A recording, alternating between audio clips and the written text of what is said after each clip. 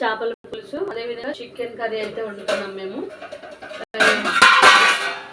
Chicken curry చూసారా, already chicken అయితే పొయ్యి మీద వేసేసాను. చికెన్ అయితే అవుతుంది. సో ఇది ఫ్రై అయితే చేస్తాను. దెన్ పిల్లలు చేపల పులుసు అయితే సరిగా ఇష్టపడి తినరు. వాళ్ళ కోసం అయితే నేను ఫ్రై అయితే ప్రిపేర్ చేస్తున్నాను. ఫ్రై ఎలా చేయాలో అనేది నేను చూపిస్తాను. ఇప్పుడు చూడండి. స్టాప్. ముందుగా చేపల ఫ్రై కోసం ముందుగానే చేపలు అయితే నీట్గా వాష్ చేసుకొని నిమ్మకాయ ఉప్పేసి ఈ విధంగా నీట్గా వాష్ చేసేసుకొని అయితే మేము పెట్టాము. సో ఈ విధంగా మంచిగా ఉన్నటువంటి చేప ముక్కలన్నింటినీ మొత్తం అయితే తీసేసుకొని నేనైతే ఇక్కడ పెట్టేసుకుంటున్నాను బాక్స్లో. ఫస్ట్ ఈ విధంగా చేపల ముక్కలన్నీ పెట్టేసుకున్న తర్వాత దీంట్లో కొద్దిగా అల్లం వెల్లుల్లి పేస్ట్ అయితే వేసుకొని బాగా మిక్స్ చేసుకోవాలి.